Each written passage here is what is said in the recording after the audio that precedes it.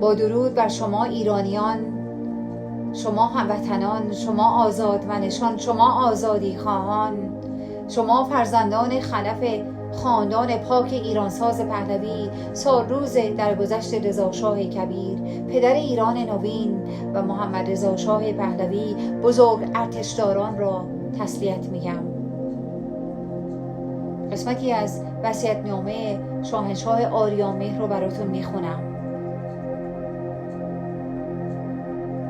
به یاد داشته باشیم که صفحات تاریخ ما فراز و نشیب‌های فراوانی را در خود حفظ کرده است، ولی همچنان که حمله اسکندر، هجوم مغول، فتنه افغان و اشغال متعدد بیگانگان قادر نشدند مشعل فرهنگ و تمدن باستانی ایران را خاموش کنند، مطمئن هستم شعله‌های فروزان این تمدن و فرهنگ در پرتو انوار خیره کننده خود بر این سیاهی اندوهبار چیره خواهد شد و یک رستاخیز ملی افتخارات نسل حاضر را در تاریخ درخشان ایران ثبت خواهد کرد.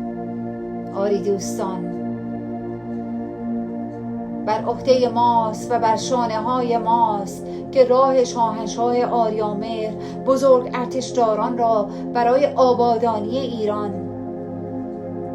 به مرحله اجرا بگذاریم و راهش را ادامه بدیم.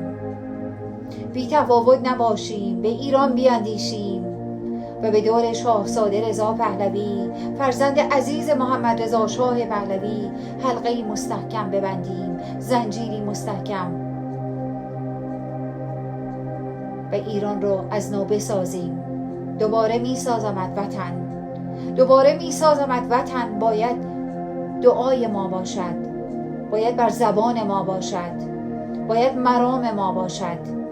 به ایران بیاندیشیم، به ایران بیاندیشیم که از ایران چیزی باقی نمانده است. به ایران بیاندیشیم به خاطر اینکه وظیفه ماست. به ایران بیاندیشیم که آرزوی محمد رضا شاه پهلوی و رضا شاه کبیر بود.